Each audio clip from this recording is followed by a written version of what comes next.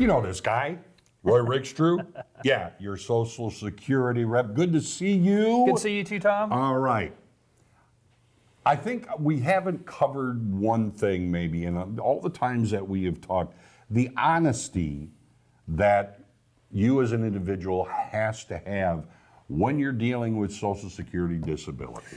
Yeah, and we have talked about similar things in the past to some extent, Yeah. but the important thing to remember here is that a lot of times the medical records aren't complete enough for a judge to make a definitive answer. And so they find themselves reading kind of between the lines, looking for guidance on how to rule on your case on things that you and I may not think about them looking for guidance. Okay.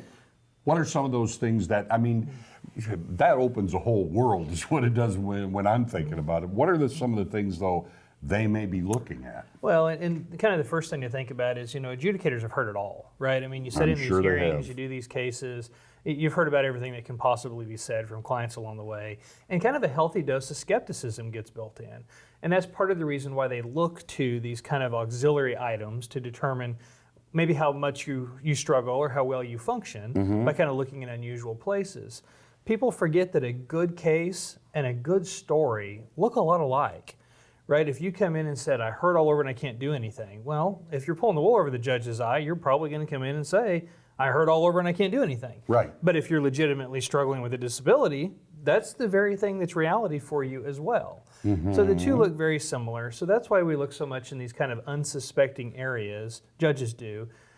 Things like the ability to take care of our kids and our pets, for example. Okay. So it's more than just taking care of oneself. Oh yeah, most definitely. I mean, if you've got a couple, preschool age kids running around, somebody's getting them up in the morning, someone's helping them get dressed, someone's maybe still helping with baths, they're feeding them, meal prep. There's a lot of work that goes along with having young kids. There is. And that work that you do for your own kids looks a lot like the work you may do for someone else's kids in a child care, daycare type setting. So the judge will look to how well you're handling your children to see if maybe you could do similar complexity tasks, similar responsibility tasks for an employer.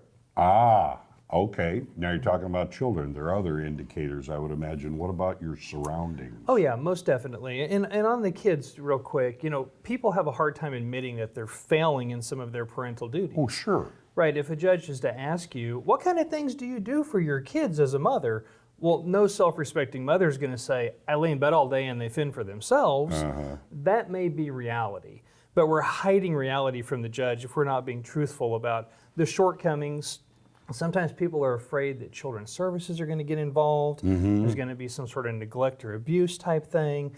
But we have to be honest with the judge if we want to get a good, solid decision out of the judge. Well, I would think it's honesty about everything that could affect what's going on in front of a judge. Sure. I used to tease that I had a male lecture and a female lecture when it came to pre-hearing conferences, where I talked about men about hiding or putting their pride away and being very honest about the things they could physically do. A lot of times women don't want to admit that their house is a mess.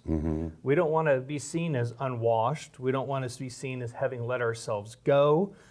We want to make sure that we're not making a bad impression. Nobody wants to be seen as dirty or living in a bug-infested home. True.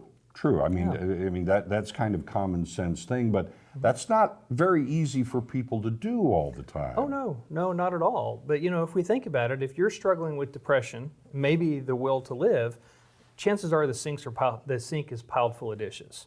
Chances are the bathtub hasn't been cleaned.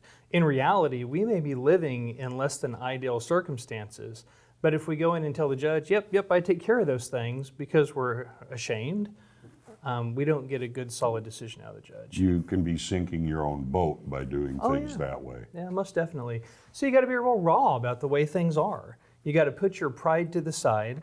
And the thing is any one of these conflicts in the way that you're living your life or the way you're telling the judge and what the records say, it's a conflict. It's a credibility issue. And when the judge is looking to these kind of unsuspecting avenues to make a decision on your case, there's a concern if they can't believe you. Is it best then to have someone such as yourself to be able to, bounce these things off of, whereas someone can say, no, that's not so, or is that really what you want to say? Yeah, one of the things that a good representative will do in a court hearing especially is that they'll circle back if they don't like the answer to the questions.